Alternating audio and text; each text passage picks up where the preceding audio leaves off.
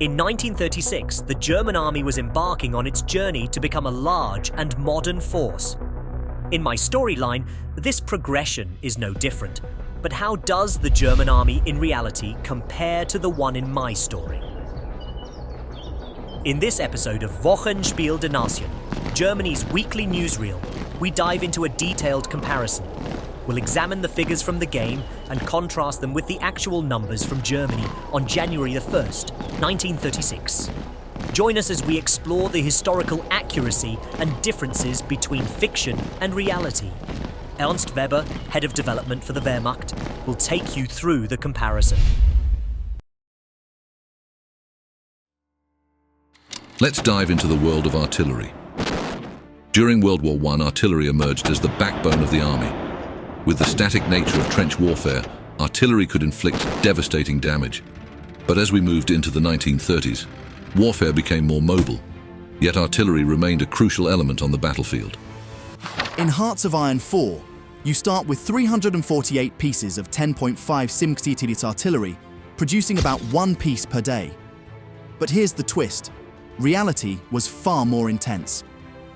According to experts like John Keegan, David Zabecki, and Matthew Cooper, the German army had between 2,700 and 3,200 pieces of artillery, including a mix of older and newer models. Imagine the firepower.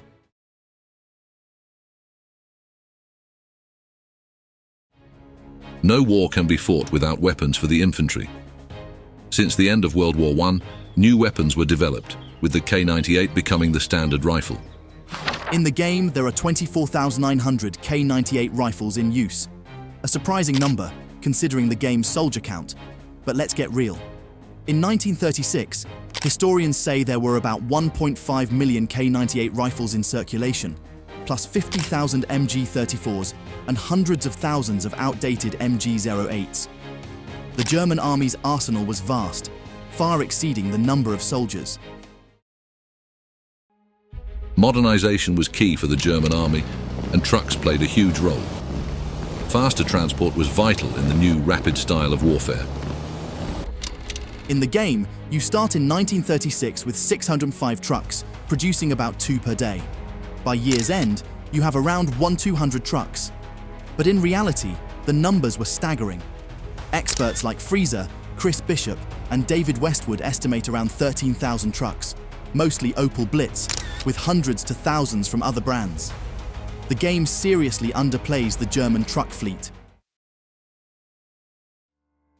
Tanks were revolutionizing the battlefield. The German army's main force comprised Panzerkampfwagen 1 and 2. How does the game stack up against reality? In the game, you start with 720 Panzer I tanks. But the real numbers are jaw-dropping. Historians Thomas Jentz, Matthew Hughes and Donado report between 2,200 and 2,500 tanks, including the newer Panzer II. And while the game shows a production of 4 tanks per week, Germany was cranking out 20 to 25 per week in 1936. The difference is massive. Now let's talk soldiers.